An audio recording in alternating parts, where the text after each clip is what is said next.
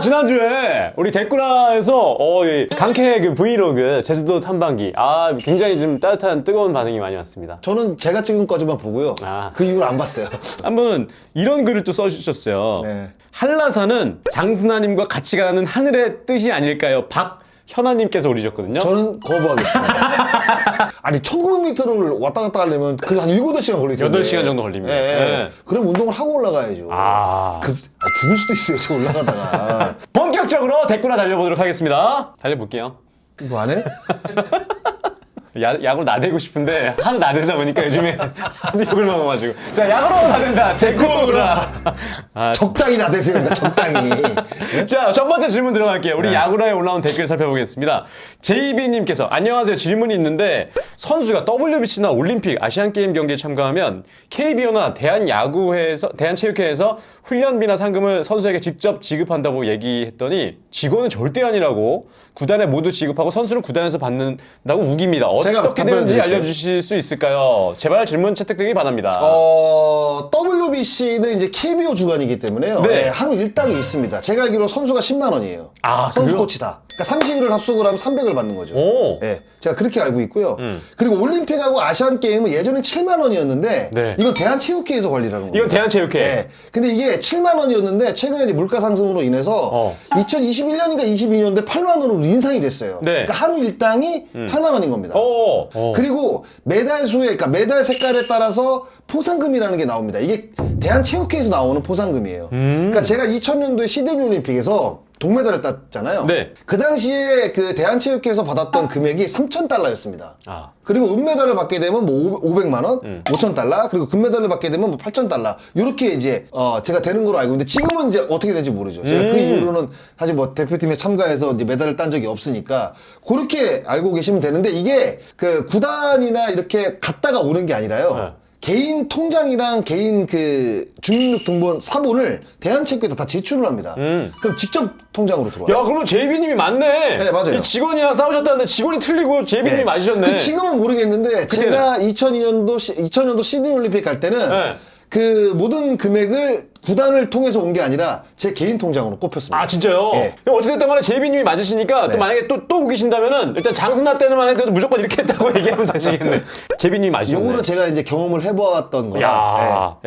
JB님 계속 우기지 말라고 얘기해 주세요. 자, 손S님께서 처음 보는 투수들이 대다수인 국제대회에서는 공을 예측하고 노려치는 게스히터. 예를 들면 이제 박병호, 강백호, 최정 같은 타자들에 비해 공을 보고 공을 치는 이대호, 김현수 같은 유형의 타자들이 조금 더 유리하고 때문에 성적이 좋다. 유리하기 때문에, 유리하고 때문에. 좋다는 의견을 본 적이 있어서 이것에 대해서 어떻게 생각하실지 궁금합니다. 물론 제가 여기서 답변을 드릴게요. 왜냐하면 이게 공을 예측하고 노려치는 게스히터 박병호, 강백호, 최정 이렇게 단정 지을 수는 없습니다. 이 정도의 타자들은 여기 뒤에 이제 이대호, 김현수 같은 공 보고 공 치는 이렇게 칠 수도 있어요. 이 선수들도 이 정도의 탑 클래스 선수들은 어느 한쪽으로 치우치지가 않습니다. 그 상황에 맞게 이게 임기응변이 가능한 타자들입니다. 그러니까 국제대회 같은 경우에는 아무래도 이제 노려치는 것보다는 왜 노려치는 게 조금 불리하냐면 뭐냐면 KBO에서는 많이 봤던 투수들을 패턴을 좀 알죠. 패턴이라든가 뭐 볼이 치고 오더는 늘어오는 느낌? 이런 것들을 알고 있기 때문에 게스히팅이 가능한데 오히려 국제대회 같은 경우에는 그냥 투수를 생각하지 말고 그냥 내가 어느 코스가 들어오면 친다, 어느 공이 들어오면 친다, 어느 변화가 들어오면 친다 이렇게 갖고 가는 게 조금 더 확률이 높을 겁니다. 그 사실 기술위원회 그 전력 분석 그러니까 이경호 팀장한테 어떤 식으로 얘기했냐면 전력 분석을 줄 때 그러니까 외국인 투수들도 이제 세이버가 이제 다 발달이 됐기 때문에 일본 투수들 RPM이 어느 정도인지 뭐 초속과 중속의 차이는 어떻게 되는지 다 나옵니다. 근데 옆에다가 뭐라고 이제 써줘라고 했냐면 우리나라의 투수들하고 비슷한 유형을 써줘라. 그러면 조금 선수들 입장에서는 전력 분석 볼 때도 이해하기가 좀 쉽거나 이해하기 쉽지. 아이고. 그런 식의 어떤 그 데이터를 주는 게 오히려 더 중요하다. 알겠습니다. 자, 다음 거 볼게요. 이거 좀 굉장히 긴 질문인데 핫도그 만나님께서 보내주셨습니다. 장승환님께서 명예전당이 생길 만큼 누적 스택 갖고 있는 선수들이 많다고 해서 질문 드리는데 결국 우리 한국 이 명예전당이 생긴다면 어떤 선수를 좀 꾸려야 되는지 이 질문이거든요. 첫 번째는 KBO 리그에서 사건 사고가 있냐 없냐. 그래서 아마 약물 복용 뭐 이런 사건 사고 이런 거의 안 될 거야. 예, 네. 아마 쉽지가 않을 겁니다. 네, 우리 예. 정서상 그런 거는 네. 용납이 안 되는 뭐 부분이 그런 있고. 거 하고 그다음에 야구판에 끼친 영향 그리고 누적 스탯이 굉장히 좋은. 질문을 좀 드리자면 이종범이나 류현진 선수, 그러니까 해외 경험이 있는 선수들도 과연 포함해야 되냐? 요거 질문이 마지막에 좀 있거든요. 근데 KBO 스탯으로 보면 활약한 기간이 짧기 짧다. 때문에 뭐 그런데 10년 화려했다. 화려했죠. 화려했다. 이런 선수들이 KBO 리그에서 어떤 그 활약했던 시기가 짧다고 해서 명예전당에 못 들어간다? 그 사실 조금 아니다. 앞뒤가 안 맞는 거죠. 짧은 기간이지만 그 정도 퍼포먼스는 저는 그러니까 명예전당에 들어갈 수 있는 어떤 그 퍼포먼스는 보여줬다. 네. 사실 이렇게 생각합니다. 저는. 알겠습니다. 제이크 안 님이 네. 프레이밍은 화면에서 보는 시청자나 투수 입장에선 가운데로 볼을 잡아주는 것 같아서 스트라이크 같아 보이는데 심판은 포수 밑을 보고 스트라이크 콜을 하는 게 아니잖아요. 근데 왜 프레이밍이 도움이 된다고 하는 걸까요?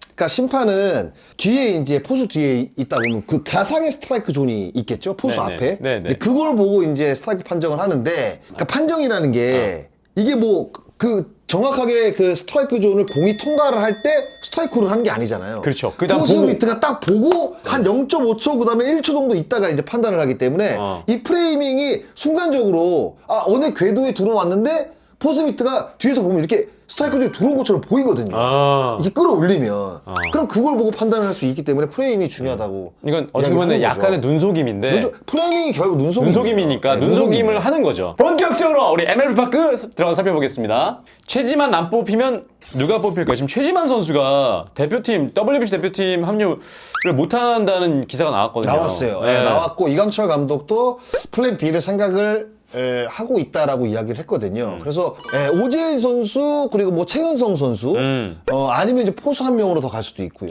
지금 여러 선수들이 지금 거론이 되고 있습니다. 네. 근데 아무래도 지금 1루 쪽 자원이 강백호 선수가 지명타자 그리고 박병호 선수도 발목 부상에 있기 때문에 전문 1루수가 뽑힐 가능성이 높아요. 근데 최은성 선수 같은 경우에는 지금 하나이글스에서 전문 또 외야수로 나갔을 가능성이 높거든요. 이 상황으로 만약 최지만 선수가 못 뽑히게 되면 사퇴를 하게 되면 오재일 선수가 뽑힐 가능성이 가장 높다고 봐야겠죠. 거기다가 또 좀 빨간불이 들어온 게 김하성 선수도 지금 팀 합류를 못 하는 거죠. 지금 메이저리그에서 불렀잖아요. 맡고 있어요. 네. 네. 그러니까 연습은 안 될 건데. 스프링 캠프를 어느 정도 소화를 하고 가라. 라고 지금 이야기가 나왔어요. 그렇게 되면은 팀에서 손발 맞추는 시간이 좀 짧아지겠네요. 그렇죠. 이제 김하성 선수하고 이제 토미 에드먼 선수도 3월 초쯤에 김하성 선수는 이제 고척에서 이제 훈련할 때 합류를 할 것 같고요. 네. 에드먼 선수는 이제 일본에 들어가서 이제 합류할 가능성도 있고. 근데 지금 정확하게 지금 날짜가 잡혀 있지는 않습니다. 여기서 장스나의 승문 즉답 들어가겠습니다. 즉석에서 물어봐서 즉석에서 답하는 장스나의 승문 우리 즉답인데요. 언제 신당동으로 즉석 떡볶이 한번 먹으러 가자. 그게 너무 좋지. 한 20년 전에 먹으러 간 적이 있거든요. 거기 진짜 맛있어요. 근데 거기는 옛날 느낌이 확 나더라. 그리고 DJ 지금도 있나? DJ 있었어요? 있었어요. 노래 틀어준 DJ 있었어요. 진짜? 네, 제가 중학교 때 갔을 때 있었어요. 안 가봤지? 안 가봤지? 그 신당동 그 DJ DOC가 그게 왜 그냥 나온 게 아니에요. 신당동 떡볶이집 진짜로? 네. 저는 제가 갔을 땐 DJ는 없었고 있었어요, 제가 갔을 때. 야 발레 파킹은 해주더라고. 저 깜짝 놀랐어요. 떡볶이 가게에서 발레 파킹을 해주는 거야. 왜 하면 안 돼요? 프리미엄 떡볶이집이가 뭐지.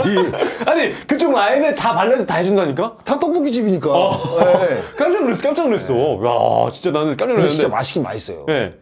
떡볶이 얘기를 왜 했지? 직석. 직문즉답. 자, 이번 주 직문즉답은, 맞아. 일단 저금통부터, 이게 드디어 저금통이 고쳐져가지고. 진짜. 최첨단. 야, 이거 가지가지 기가 한다, 막힙니다. 이거 좀 보여드릴게요. 예? 야, 이게 돈이 이제 들어가잖아요? 자동으로 들어갑니다. 그거 길게 설명 안 해도 돼. 와. 기가 막히다. 꼭 그 느낌이에요. 우리가 은행에서 돈 빼고 네. 그 명세표 버리잖아요. 네. 그 분쇄기에. 분쇄기. 들어가잖아요. 이거 찢어진 거 아니야? 자, 그래서 직문즉답 질문은요. 네. 이번 질문은 60초 가야 되겠네요. 60초 가겠습니다. 이제 연말정산 하고 있잖아요. 우리 직장인들에게는 연말정산 기간이거든요. 네. 근데 우리 야구 선수들도 개인 사업자인데 이제 5월에 세금 신고를 하잖아요. 그렇죠. 네. 그래서 이 야구 선수들의 그 세금에 대해서 세금 신고를 어떻게 하는지 그리고 환급도 혹시 돌려받는지 왜냐면 우리 직장인들은 13월에 월급이라서 돌려받기도 해요. 60초간 들어가겠습니다. 제가 현역 시절에는 돌려받은 적이 한 번도 없습니다. 아, 그렇습니까? 매년 냈어요. 특히 요즘 같은 경우에는 세금 제도가 굉장히 강화가 돼가지고 100억을 벌면 거의 45억에서 50억 가까이 세금을 냅니다. 와. 네, 진짜 그래요. 선수들이 그만큼 세금을 많이 냅니다. 그러니까 예전에 제가 FA 할 때는 그렇게 세금을 많이 내지 않았거든요. 근데 지금은 세금 제도가 워낙 강화돼가지고 세금을 엄청 내는데 5월달에 종합소득세를 내죠. 네. 그런데 거의 대부분 환급이라는 거 없습니다. 프로야구 선수는. 그러니까 저연봉, 그러니까 3천만 원 받는 선수들은 환급을 받을 수가 있죠. 더 쓰면. 네, 받을 수 있죠. 왜냐면 그만큼 그러니까 번 돈보다 쓴 돈이 많으면 많으니까, 환급을 받을 수가 있는데 거의 대부분 환급을 못 받는 걸로 알고 있습니다. 근데 어떻게 신고하냐면 그냥 종합소득세 다 들어가면 요즘 나오잖아요. 그거 세무사에 신고해가지고 하면 기장료 얼마 주고 다 세금 나오면 그대로 냅니다. 땡. 51.4초. 네. 아이씨. 세금도 내야 되는데 또 이것도 내야 되네. 제가 사실 그 환급을 받은 적이 딱 한 번 있어요. 지금 있어요? 태어나서 제가 돈을 벌면서 그게 아마 그 해설위원 처음 되고 아, 그때. 연봉이 좀 적었을 때 2016년에. 예. 그때는 제가 딱 한 번 환급을 받았습니다. 15만 원인가 한 번 그러니까 번 거에 비해서 더 많이 쓰신 거예요. 그래서 네. 제가 제 인생에 딱 한 번 환급을 받아봤고요. 그 이후로는 환급을 받지 못했습니다. 지금도 사실 개인소득자이기 때문에 거의 5월 이후에 세금을 내죠. 그럼 대부분 이제 세무사에게 맡기고 예, 그렇죠. 그 다음에 이제 대부분 또 뱉어내고. 세금 내는 거죠. 아, 세금 내요. 예. 최다 추천에 LG라서 결심. 왕조 탄생 돕고 싶다. 이거 김지현. 19년 만에 들어온 캐논 히터. 김재현 전 예. 스포티비 야구 해설위원이 최근 LG 트윈스로부터 전력 강화 코디네이터. 총괄. 이게 사실 저희가 오늘 일요일 날 찍는데 네. 일요일 날 아침에 나왔던 기사입니다. 우리 김재현 위원이 이제 LG로 가게 됐네. 네. 이제 전력 강화 코디네이터가 네, 어떤 일 하는 이제 거예요? 최근에 많이 그 단장 보좌역이라고 보시면 돼요. 그래요? 단장 그런 느낌입니다. 그러니까 그 데이터를 수집을 해가지고 1, 2군 총괄 수집을 해가지고 그러니까 약간 퀄리티 컨트롤 코치일 수도 있어요. 약간 그런 느낌도 있고. 네. 그러니까 팀이 좋아지기 위해서 과연 어떤 방향으로 가야 되냐. 이런 식의 어떤 경기를 좀 했으면 좋겠다. 뭐 이런 전력 강화 코디네이터가 이제 손혁 단장이 맡았었고요. 맞습니다. 그 전에. 네. 손승락. 음. 기아 이제 퓨처스 감독. 네. 작년에 이제 맡았던 전력 강화 코디네이터. 그러니까 약간 단장 보좌역 약간 그런 느낌인 것 같아요. 그러니까 미국에는 그러니까 그 자리가 있는 팀도 있고 없는 팀도 있는데 특별 단장 보좌역이라고 있습니다. 그러니까 단장이 모든 걸 다 볼 수가 없잖아요. 그 단장이 볼 수 없는 부분들을 따로 챙겨서 단장하고 어떤 그 커뮤니케이션을 가진 이후에 팀이 더 강화될 수 있게 방향을 좀 짜는 이런 어떤 느낌이라고 보시면 될 것 같아요. 네. 그러니까 김재현 해설위원도 정말 19년 만에 다시 LG에 갔다고 하더라고요. 그러니까요. 그래서 이제 2월 1일부터 출근이고 바쁜 하루를 보내고 있다는데 대표팀 코치도 했고 해설 경력도 굉장히 길고 맞아요. 근데 이제 프런트란 말이에요. 프런트 또 처음이거든요. 근데 처음이라는 게 위험 부담이 될 수 있지만 또 신선하다는 또 장점도 분명히 있습니다. 맞습니다. 새로운 생각들이 또 주입이 될 수가 있거든요. 예. 저는 굉장히 이 김재현 해설이 스마트하거든요. 네. 굉장히 스마트합니다. 그래서 전 잘할 것 같아요. 저희도 좀 응원하겠습니다. 가셨으면 잘 하셔갖고. 나한테도 조만간에 여기서 마칠게요. 야구로 올라야 된다. 대꾸로 가시면 안 돼요. 가시면 안 됩니다.